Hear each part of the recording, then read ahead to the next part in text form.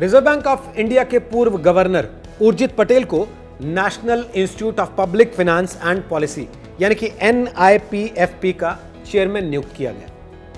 अब आप पूछेंगे कि भाई ये NIPFP आखिर होता क्या है? तो हम आपको बताते हैं कि उर्जित पटेल साहब अब देश में किस नए रोल में काम करने वाले हैं। National institute of public finance and policy Bharat के वित्त मंत्रालय के तहत एक स्वायत्त अनुसंधान संस्थान यानी कि रिसर्च इंस्टीट्यूट है। इसका मुख्य उद्देश्य है सार्वजनिक अर्थशास्त्र से संबंधित क्षेत्रों में नीति निर्माण करना और उसमें योगदान देना। इस संस्था को वित्त मंत्रालय, भारत सरकार के अलावा विभिन्न राज्यों की सरकारों से वार्षिक अनुदान और सहायता मिलती है। इसकी स्थापना साल 1976 में हुई थी। उर्जित पटेल से पहले इस पद पर विजय केलकर हुआ करते थे और विजय केलकर ने साल 2014 में यह पद संभाला था। NIPFP ने एक बयान जारी किया। उन्होंने कहा कि हमें इस बात की खुशी है कि रिजर्व बैंक के पूर्व गवर्नर उर्जित पटेल 4 साल के लिए इस संस्थान के चेयरपर्सन के रूप में उनसे जुड़ेंगे। वैसे आपको याद होगा कि 2018 के दिसंबर महीने में उर्जित पटेल ने RBI गवर्नर के कार्यकाल के पूरा होने के पहले ही इस्तीफा दे दिया था। उस समय इस बात को लेकर काफी सारे सवाल भी खड़े हुए थे।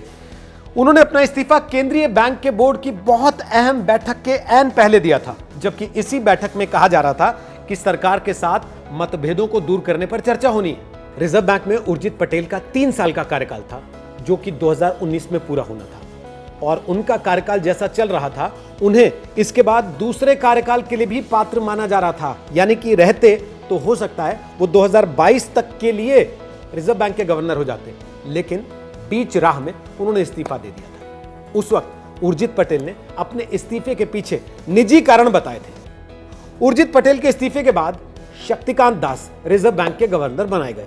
उर्जित पटेल जब रिजर्व बैंक के गवर्नर नियुक्त किए गए थे, उसके 3 महीने के भीतर नोटबंदी का फैसला हो गया था, जिसको लेकर काफी हंगामा हुआ था। और उसके बाद एक RTI में यह खुलासा हुआ कि नोटबंदी के फैसले को लेकर रिजर्व बैंक ऑफ इंडिया ने मोदी सरकार को आगाह किया था। दरअसल RBI इस तर्क से सहमत नहीं था कि काले धन का लेन देन कैश के जरिए होता है।